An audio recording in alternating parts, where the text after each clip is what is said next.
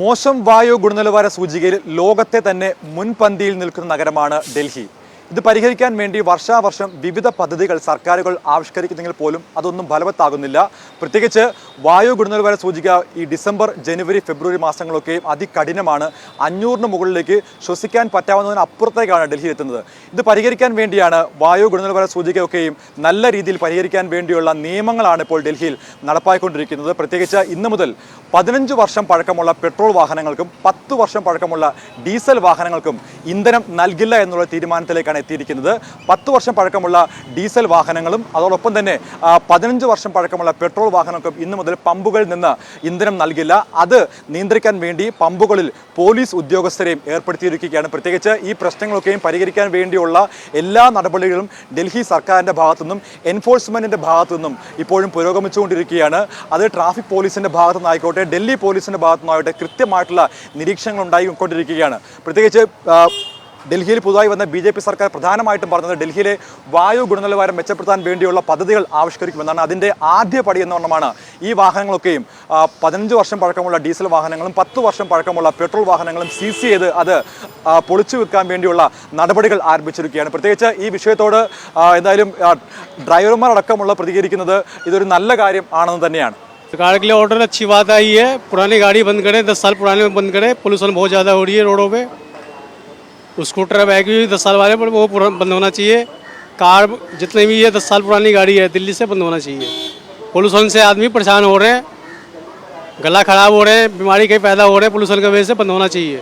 എങ്കിൽ പോലും ഈ വിഷയത്തിൽ സാധാരണക്കാരായ ജനങ്ങളെ വളരെ വലിയ രീതിയിൽ ബാധിക്കുന്നത്, പ്രത്യേകിച്ച് സാധാരണക്കാരുള്ള ടാക്സി തൊഴിലാളികൾ പറയുന്നത് മറ്റു സംസ്ഥാനങ്ങളിൽ നിന്നും എത്തുന്ന വാഹനങ്ങളാണ് ഡൽഹിയിൽ കൂടുതലായി എത്തുന്നത്. പ്രത്യേകിച്ച് പഞ്ചാബിൽ നിന്നും ഹരിയാനയിൽ നിന്നും ഉത്തർപ്രദേശിൽ നിന്നും എത്തുന്ന വാഹനങ്ങളാണ് ഡൽഹിയിൽ കൂടുതലായിട്ടുള്ളത്. അത് ട്രക്കുകളായിക്കോട്ടെ, ബസ്സുകളായിക്കോട്ടെ, മറ്റു വാഹനങ്ങളായിക്കോട്ടെ, അതാണ് വലിയ രീതിയിലുള്ള വായു മലിനീകരണത്തിലേക്ക് നയിക്കുന്നത്. അത് നിയന്ത്രിക്കാൻ വേണ്ടിയുള്ള സജ്ജീകരണങ്ങളാണ് ഉണ്ടാക്കേണ്ടത് എന്നാണ് അവർ പ്രധാനമായിട്ടും പറയുന്നത്. नहीं देखो, दिल्ली सरकार अपनी तरफ से भी अपनी गाड़ियाँ बस सारी कुछ बंद करी हैं, तो वो देख पॉल्यूशन के हिसाब से अपने हिसाब से उन्होंने करा है। और नियम तो देखा जाए तो सभी को पालन करे तो ठीक ही समझा जाए। तो हम तो यही कहते हैं चलो पुरानी गाड़ियाँ तो बाहर चली जाएं तो ठीक ही है। जब दिल्ली गवर्नमेंट अपनी बसों को, सारी बस को बाहर निकाल दिया है, सारी इलेक्ट्रॉनिक बस निकाली है। वो अगले वाला स्टेट को ट्रक और गाड़ी, वो पुराना वाला गाड़ी दिल्ली से आ गया। हाँ, पुरानी वाली गाड़ी सारी दिल्ली से हटा दी है। और वो पॉल्यूशन की वजह से, ये इस वजह से बंद करनी पड़ी है। बाकी अब देखते हैं क्या होता है। अब ये गवर्नमेंट के हाथ में, लोगों के हाथ में, पुरानी गाड़ी हटेंगी, पॉल्यूशन भी कम होगा। आए दिन देखते हैं आप, नवंबर, दिसंबर, अक्टूबर में पॉल्यूशन बहुत हो जाता है, और अभी से लागू करेंगे तभी पॉल्यूशन कम होगा।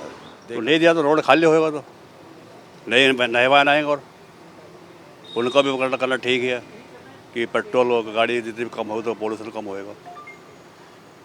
CNG पर सप्लाई नहीं बंद हो रही है। आज गाड़ी कम आया था, आज गाड़ी है ही नहीं, कुछ गाड़ी है गाड़ी नहीं है। നമുക്ക് കാണാം ഈ പെട്രോൾ പമ്പിലൊക്കെയും CCTV-കളുണ്ട്. ഈ CCTV-കളിൽ നിന്ന് കൃത്യമായിട്ട് ഈ വരുന്ന വാഹനങ്ങൾ നിരീക്ഷിക്കുകയും അത് കൃത്യമായിട്ട് നോക്കിയതിന് ശേഷമാണ് കൃത്യമായിട്ടുള്ള നിരീക്ഷണങ്ങൾ ഈ ട്രാഫിക് പോലീസിൻ്റെ ഭാഗത്തു നിന്നും ഉണ്ടാകുന്നത്. പ്രത്യേകിച്ച് ഈ പോലീസ് എല്ലാ പമ്പുകളിലും, ഡൽഹിയിലെ 500-ലധികം പമ്പുകളിൽ ഇതുപോലെ പോലീസ് ഉദ്യോഗസ്ഥരെ നിയമിച്ചിട്ടുണ്ട്. പ്രത്യേകിച്ച് ഈ പമ്പുകൾ തന്നെ ഇവർക്ക് ചെറിയ ഒരു എയ്ഡ് റൂം നൽകിയിരിക്കുകയാണ്. ഇവിടെയൊക്കെയാണ് ഇവർ എത്തിയിരിക്കുന്നത്. അപ്പോൾ അതായത് ഡൽഹി സർക്കാരിൻ്റെ ഭാഗത്ത് നിന്ന് കൃത്യമായിട്ടുള്ള മേൽനോട്ടം ഉണ്ടായിരിക്കുകയാണ്. പോലീസിനെ കൃത്യമായി ഓരോ പമ്പുകളിലും വിന്യസിക്കുകയും അത് കൃത്യമായിട്ട് എല്ലാ കാര്യങ്ങളും ഭംഗിയായിട്ട് നടക്കുന്നുണ്ടോ എന്നുള്ള കാര്യമാണ് പ്രധാനമായിട്ടും ഇപ്പോൾ നിരീക്ഷിക്കുന്നത്. എന്തായാലും വളരെ നല്ല ഒരു കാര്യമാണ് ഡൽഹി സർക്കാരിൻ്റെ ഭാഗത്തുനിന്ന് ഉണ്ടായിരിക്കുന്നത്. ലോകത്ത് തന്നെ ഏറ്റവും വായു ഗുണനിലവാരം മോശമായ സാഹചര്യത്തിൽ ഡൽഹി സർക്കാരിൻ്റെ പുതിയൊരു ഇനിഷ്യേറ്റീവാണ് വായു ഗുണനിലവാരം പരിഹരിക്കാൻ വേണ്ടിയുള്ള നടപടികൾ വാഹനങ്ങൾ നിയന്ത്രിച്ചുകൊണ്ടുള്ള ആദ്യ പടിയെന്നമാണ് ഇപ്പോൾ ഡൽഹിയിൽ നടപ്പാക്കിക്കൊണ്ടിരിക്കുന്നത്.